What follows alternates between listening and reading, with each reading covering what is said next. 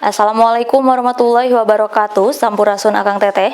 Berjumpa kembali bersama saya Anissa Nurul dalam program Beja Antara.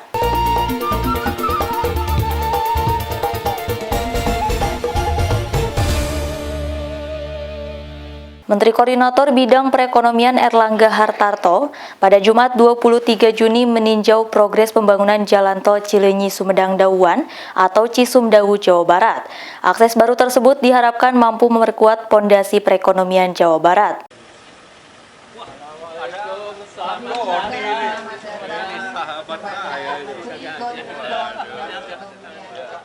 Pemerintah terus berkomitmen menciptakan konektivitas antar wilayah melalui pemerataan pembangunan infrastruktur guna meningkatkan pertumbuhan ekonomi di berbagai daerah. Salah satunya melalui pembangunan Jalan Tol Cileunyi-Sumedang-Dauan atau Cisumdawu di Jawa Barat. Usai melakukan tinjauan ke Tol Cisumdawu pada Jumat 23 Juni, Menteri Koordinator Bidang Perekonomian Erlangga Hartarto menyebut, progres pembangunan hampir 100%, yang diagendakan bisa beroperasional sepenuhnya pada Juli mendatang. Saat ini pengerjaan tinggal perapihan, pembersihan, serta penanaman pohon dan sebagainya. Jalan tol tersebut menjadi sarana dan prasarana penunjang yang diharapkan tidak hanya mampu memangkas waktu perjalanan, tetapi juga memperlancar distribusi logistik antar daerah, mengingat Jawa Barat merupakan kawasan industri otomotif dan pertanian. Hal itu juga didukung dengan hadirnya proyek strategis nasional PSN lainnya. PSN salah satunya selain jalan tol, beberapa jalan tol juga ada 7 bendungan, termasuk bendungan di sini ya, di Sumedang ada 3 dan itu mengairi Kabupaten Indramayu dan Cirebon. Jadi untuk sebagai lumbung padi di Jawa Barat. Kemudian juga beberapa proyek lain termasuk pengembangan kawasan-kawasan, pelabuhan Patimban juga terus didorong. Karena Jawa Barat ini, daerah rebana ini merupakan daerah industri otomotif dan sekaligus pertanian. Menko Erlangga menambahkan tol Cisumdawu yang terbentang sepanjang 61,75 km dengan menghubungkan Cileunyi menuju Dauan akan menjadi akses utama menuju Bandara Kertajati di Majalengka. Hal itu dinilai dapat memperkuat pondasi ekonomi Jawa Barat sehingga dapat turut mendukung visi besar Indonesia menuju Indonesia Emas di 2045. Dari Sumedang, Jawa Barat, Cahya Sari, Angga, Kantor Berita Antara mewartakan.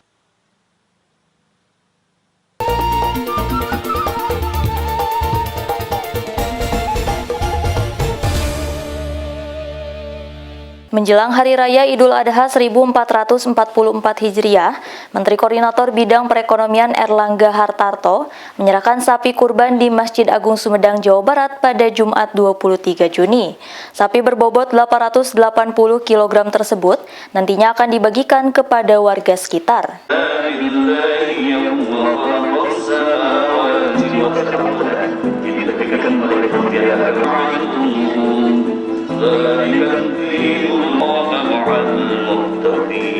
Di mana kita sudah mendekatkan diri kepada Allah SWT. Untuk itu pada kesempatan paling mulia di antara kamu di sisi Allah adalah orang yang paling bertakwa.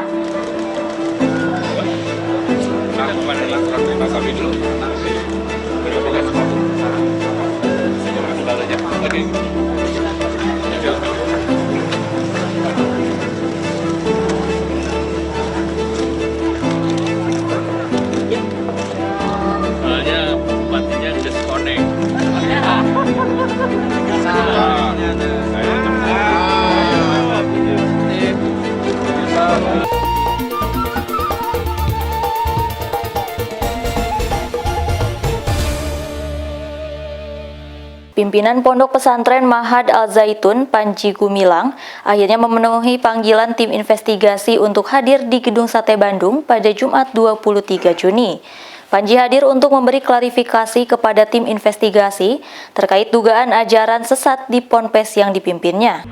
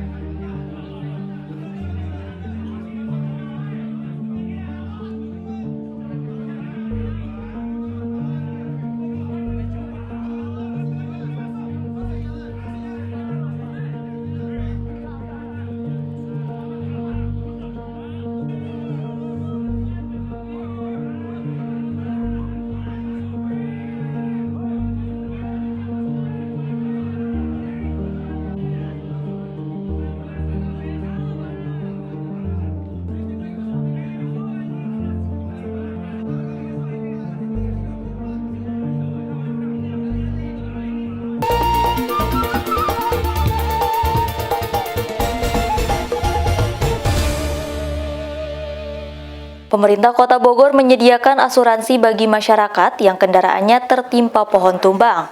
Perbaikan ini bisa diajukan melalui Dinas Perumahan dan Pemukiman Kota Bogor.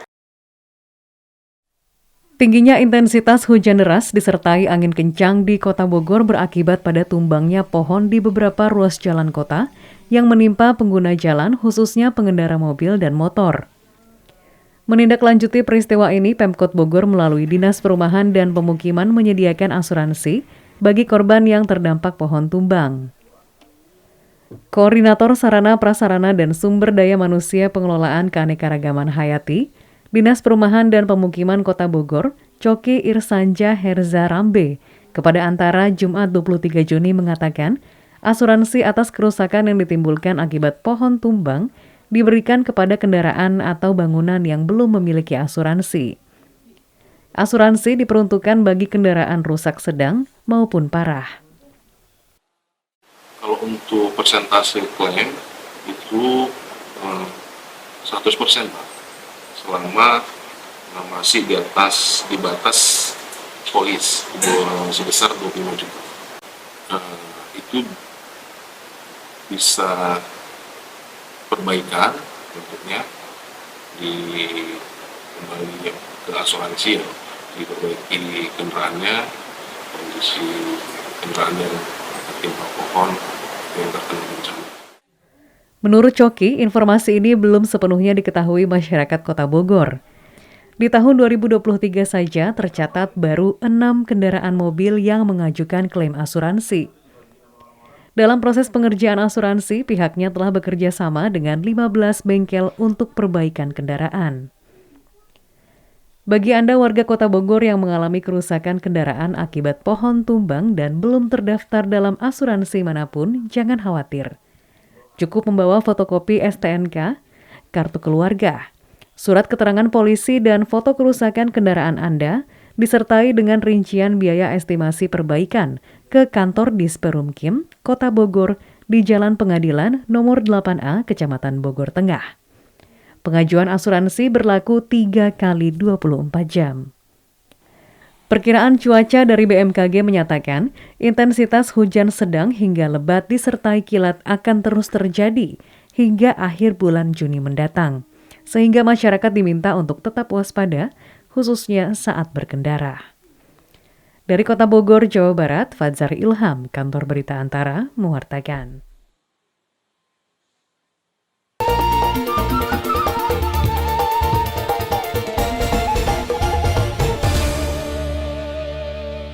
PT Kereta Api Indonesia Daerah Operasional 2 Bandung menyiapkan 23 perjalanan KA jarak jauh dalam menyambut libur panjang Idul Adha 2023. PT KAI juga menyediakan promo anti jaim, kejutan trip Juni asyik melimpah potongan harga 25% untuk keberangkatan 25 Juni hingga 9 Juli.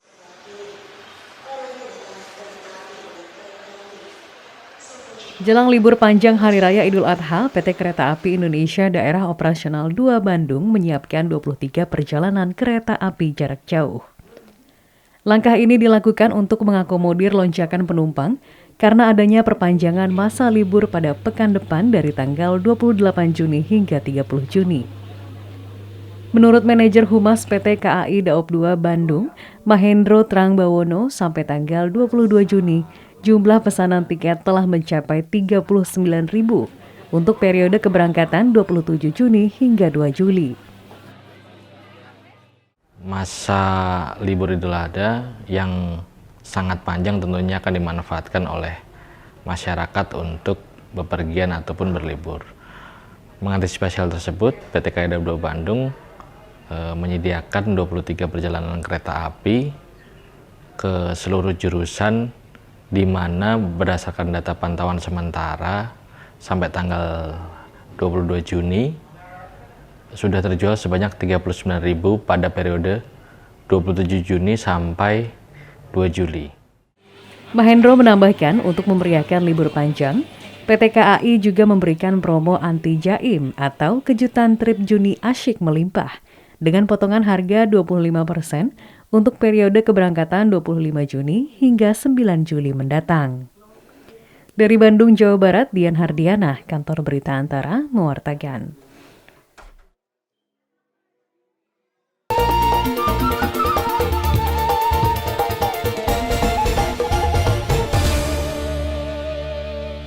Tim investigasi penyelesaian pesantren Al-Zaitun gagal meminta keterangan langsung dari pimpinan Pondok Pesantren Panji Gumilang dalam pertemuan di Gedung Sate Bandung pada Jumat 23 Juni. Panji hanya menerima 5 pertanyaan dari tim investigasi yang bisa dijawab di lain waktu tanpa ada batas akhir. Pertemuan antara tim investigasi dan pimpinan Pondok Pesantren Ma'had Al-Zaitun Panji Gumilang berlangsung selama 1,5 jam di Gedung Sate Bandung Jumat 23 Juni. Selama itu hanya 5 pertanyaan yang diberikan kepada Panji tanpa membuahkan jawaban langsung. Panji Gumilang pun tidak banyak berkomentar setelah pertemuan berakhir. Ditanya apa aja, Pak? Sedikit aja. Ditanya apa aja, Pak? Seperti apa, Pak? Ketua Tim Investigasi Penyelesaian Pesantren Al-Zaitun, Badruz Zaman, menuturkan pihaknya telah mencoba tabayun atau klarifikasi, namun tidak bisa dijawab langsung. Ada hasilnya beliau datang ke sini, kemudian beliau minta waktu untuk mempersiapkan jawaban. Pak, kenapa mengikuti keinginan dari Panji sendiri, Pak? Kan kita klarifikasi dan nggak bisa memaksa, kalau beliau tidak mau ya bagaimana? Sementara itu, Ketua Tim Peneliti Ma'had Al-Zaitun Majelis Ulama Indonesia Firdaus Syam kecewa karena tidak bisa tabayun langsung dengan Panji Gumilang. Panji Gumilang, sekali lagi kami sangat kecewa. Karena kita tahu tabayun itu maknanya kan klarifikasi, meminta kejelasan ya, tentang pernyataan-pernyataan itu agar ini semuanya bisa clear dan kita MUI bisa memberikan satu pandangan penilaian berdasarkan prinsip-prinsip ajaran Islam. Firdaus menuturkan pihaknya sempat menitipkan 4 pertanyaan kepada tim investigasi Jawa Barat. Di antaranya soal pernyataan kalam Rasulullah, Tanah Suci Indonesia, Al-Quran sama dengan kitab-kitab sebelumnya, dan hubungan suami istri. Rencananya MUI Pusat akan melakukan sidang komisi fatwa untuk memutuskan masalah ini. Dari Bandung, Jawa Barat, Dian Hardiana, Kantor Berita Antara, mewartakan.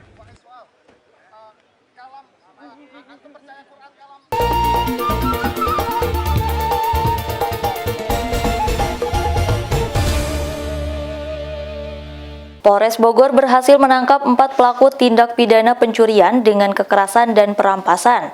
Pelaku juga mengaku sebagai anggota kepolisian Polda Jawa Barat. Kepala Kepolisian Sektor Jonggol, Kompol Mulyadi Asef Fajar di kantor Polres Bogor pada Jumat 23 Juni, mengatakan bahwa terdapat laporan dari masyarakat bahwa terdapat 2 orang yang terikat di jalan raya dan terjadinya penodongan pistol oleh orang tidak dikenal. Mana ya? Polisi mana ya? Inilah tampang 4 pelaku tindak pidana pencurian dengan kekerasan dan atau perampasan yang diamankan di Polres Bogor, Jawa Barat.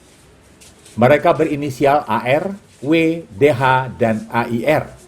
Saat melakukan aksi busuknya, 2 di antara mereka mengaku sebagai anggota kepolisian dari Polda Jawa Barat. Keempat pelaku kejahatan ini berhasil diciduk pada 12 Juni lalu. Dalam gelar perkara yang diadakan pada Jumat 23 Juni, diketahui bahwa kasus bermula dari laporan warga yang menemukan 2 orang di Jalan Raya Baru, Kecamatan Jonggol, Kabupaten Bogor, dalam keadaan mata tertutup dan tangan terikat. Mereka mengaku dibuang oleh anggota kepolisian. Saat mengusut kasus ini, polisi mendapatkan laporan dari warga tentang adanya penodongan dengan senjata api. Polisi pun meneruskan penyelidikan dan menemukan para pelaku di dalam sebuah mobil putih. Mereka juga sempat mengaku sebagai anggota polisi dari Polda Jawa Barat. Akhirnya mereka datangin sama anggota kita, mengaku dia anggota kepolisian, tapi setelah ditanyakan ternyata dia bukan, hanya pakaiannya saja kepolisian, ada dua orang. Kemudian semuanya pelakunya ada 4 orang dan hari itu juga langsung dikirim ke Polsek. Dengan bermodalkan pakaian polisi dan senjata api korek, polisi gadungan ini berhasil mengambil 1 unit mobil beserta uang tunai sebesar Rp800.000 milik korban. Para tersangka mengaku telah melakukan perbuatan tersebut dengan modus mendatangi tempat yang menjual obat-obatan berjenis tramadol dan mengaku sebagai anggota kepolisian. Dari kasus ini, polisi berhasil mengamankan 2 pucuk senjata api korek jenis FN, kaos bertuliskan polisi, 1 unit mobil, dan 2 kartu tanda pengenal kepolisian palsu. Para pelaku terancam pidana 12 tahun penjara. Dari Kabupaten Bogor, Jawa Barat, Fajar Ilham, Kantor Berita Antara, mewartakan.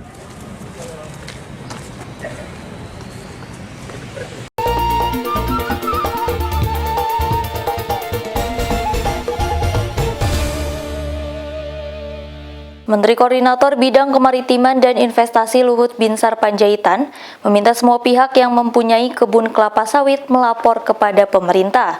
Kebijakan wajib lapor bertujuan mengurangi kerugian negara dari penyelewengan aturan perkebunan kelapa sawit. Menteri Koordinator Bidang Kemaritiman dan Investasi Luhut Binsar Panjaitan meminta semua pihak yang mempunyai kebun kelapa sawit untuk melapor kepada pemerintah. Dalam konferensi pers di Jakarta Jumat 23 Juni, Luhut mengatakan kebijakan wajib lapor akan diberlakukan mulai 3 Juli hingga 3 Agustus 2023. Tujuannya agar pemerintah mempunyai data yang lengkap dan akurat soal perkebunan sawit, juga mengurangi kerugian negara dari penyelewengan aturan perkebunan kelapa sawit. Saat ini pemerintah sudah membentuk Satgas Peningkatan Tata Kelola Industri Kelapa Sawit dan Optimalisasi Penerimaan Negara. Satgas yang dibentuk berdasarkan Kepres 9 tahun 2023 tersebut juga sudah membuat portal pelaporan bernama Si Perimbun. Pemerintah juga sudah menyiapkan sanksi bagi pelanggar aturan. Dan kami akan memanggil nanti hal-hal yang kami anggap mencurigakan sesuai dengan data yang kami miliki. Di mana perusahaan-perusahaan akan dipanggil untuk mengkonfirmasi kesesuaian perizinan dengan lahan sawit yang dimiliki. Sehingga dengan demikian ke depan kita akan punya data yang lengkap dan orang akan bayar pajak dengan benar. Luhut mengatakan saat ini Satgas juga tengah mengembangkan portal penyelesaian kebun kelapa sawit yang ada di dalam kawasan hutan. Dari Jakarta, Pradana Putra Tampi, Ibnu Zaki, Kantor Berita Antara, mewartakan.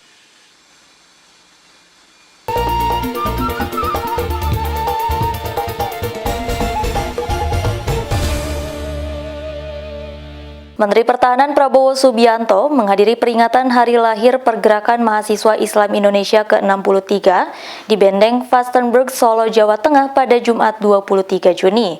Prabowo yang hadir bersama Wali Kota Solo Gibran Rakabuming langsung disambut oleh para kader PMII.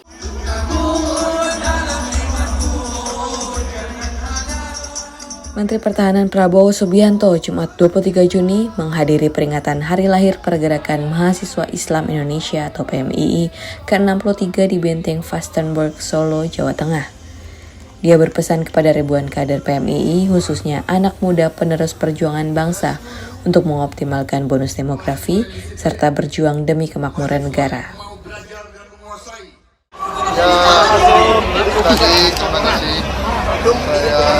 Saya kesempatan hadir di acara peringatan Hari Lahir PMII yang ke-63 dan sangat antusias dan sangat masif.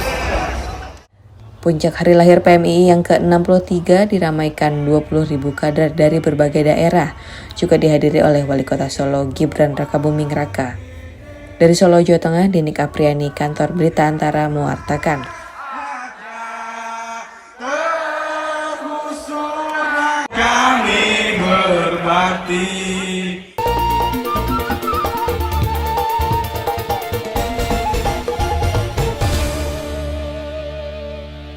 Menjelang Hari Raya Idul Adha pada 28 Juni 2023, PT Pertamina Jawa Timur, Bali, dan Nusa Tenggara melakukan berbagai langkah agar tidak terjadi kelangkaan LPG di masyarakat, khususnya tabung 3 kg. Dalam beberapa hari terakhir terjadi kelangkaan LPG 3 kg di sejumlah daerah di Jawa Timur, termasuk di Kota Malang. Hal ini disebabkan adanya indikasi kecurangan oleh oknum pengecer yang membeli LPG dalam jumlah besar untuk dijual ke warga yang tidak berhak. Kelangkaan ini juga diprediksi menjelang Hari Raya Idul Adha pada 28 Juni 2023 mendatang, sekaligus masa libur panjang. Manajer Area Komunikasi dan CSR PT Pertamina Jawa Timur Bali Nusa Tenggara, Jatim Balinus Ahad Rahedi pada Jumat 23 Juni 2023 menyatakan pihaknya mengantisipasi kelangkaan LPG dengan menambah 5 hingga 6% stok LPG di setiap pangkalan resmi. Ya sebenarnya kelangkaan itu perlu kenali lagi apakah di level pengecer atau pangkalan resmi Pertamina. Karena pantauan kami sampai level pangkalan resmi itu stok aman dan tersedia. Plus warga juga bisa membeli sesuai harga HET seprovinsi Jatim yang sama Rp16.000. Kalau warga membeli di atas harga itu sudah bisa dipastikan bahwa itu di level pengecer. Jadi himbauan kami, harapan kami masyarakat jika memang membutuhkan dan sulit menemukan di level pengecer bisa menghubungi 135, menyampaikan domisili rumahnya di mana supaya bisa diarahkan ke pangkalan resmi terdekat dari rumahnya supaya bisa kepastian stok ada dan harga sesuai HET. Konsumsi LPG di Jawa Timur saat ini mencapai 4.673 metrik ton yang didistribusikan oleh 39.319 pangkalan resmi di Jawa Timur yang tersebar di setiap kecamatan dan kelurahan. Dari Kabupaten Malang, Jawa Timur, Syaiful Afandi, Kantor Berita Antara, mewartakan.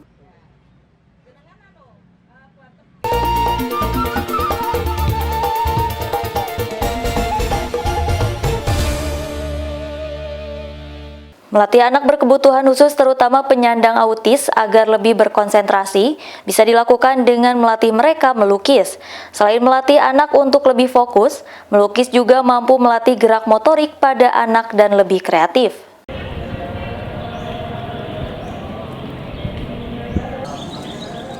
Bertempat di Rumah Layanan Autis Kota Semarang, Jawa Tengah pada Jumat 23 Juni, dilaksanakan terapi bagi anak penyandang autis agar bisa lebih mudah fokus dan berkonsentrasi melalui terapi kesenian melukis.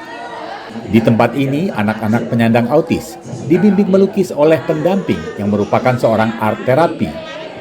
Dalam proses terapi, anak-anak diberi peralatan melukis seperti kuas, cat air, dan juga kanvas untuk menghasilkan sebuah karya seni lukis yang kreatif sesuai ekspresi mereka masing-masing. Dengan metode terapi melukis ini, anak penyandang autis diharapkan akan lebih fokus dalam berperilaku. Selain itu juga mampu melatih kepekaan gerakan motorik dan sensorik, sehingga anak lebih kreatif. Tidak mudah mengajarkan dan melatih mereka. Dibutuhkan kesabaran ekstra, serta kemampuan mengendalikan emosi, baik emosi anak maupun emosi pada diri sendiri. Intinya pada saat kami memberikan terapi melukis ini, kami lebih memperhatikan sebenarnya untuk mengembangkan fokus mereka, konsentrasi mereka, kemudian motorik mereka, sensori mereka, karena mereka kan harus berhubungan selain dengan krayon, nanti akan progresnya akan meningkat menjadi cat air, di mana kalau sensori anak itu masih mengalami hambatan, yaitu kita harus terus melatihnya. Kadang anak-anak autisme sendiri itu ada ibaratnya kayak kalau dia tantrum ataupun distrak itu memang ada sebab akibatnya. Lah tiba-tiba saat ada jam saya ini ternyata kondisinya masih tadinya tantrum, itu nanti ada letup-letupannya. Ya sebenarnya itu asiknya juga dalam artian nanti tak suruh berkarya, ini karyanya tuh saat dia kondisi marah dan muatannya tuh juga ada di situ deskripsinya yang itu nanti saya share ke orang tua, ke keluarganya dia, dan ke khalayak umum kalau ada pameran seperti ini. Hasil lukisan karya anak-anak yang berlatih di Rumah Layanan Autis Kota Semarang ini tidak hanya sekadar sebuah karya untuk dipamerkan atau dibawa pulang, tetapi bisa diaplikasikan secara digital untuk dicetak sebagai souvenir seperti pada kaos, gantungan kunci, ataupun pada tas. Dari Semarang, Jawa Tengah, Suryo Wicaksono, Kantor Berita Antara, mewartakan.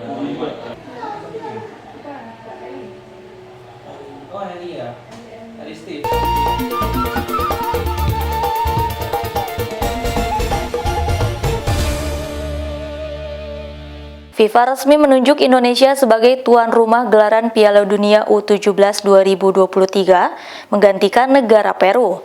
Keputusan itu disampaikan FIFA melalui keterangan resmi pada Jumat 23 Juni malam.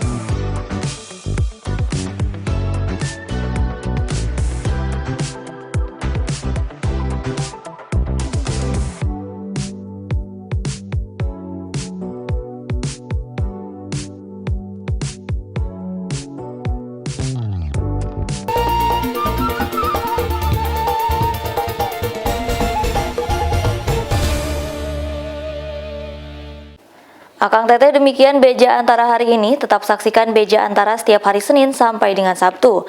Saya Anissa Nurul beserta kru yang bertugas pamit undur diri. Terima kasih. Wassalamualaikum warahmatullahi wabarakatuh.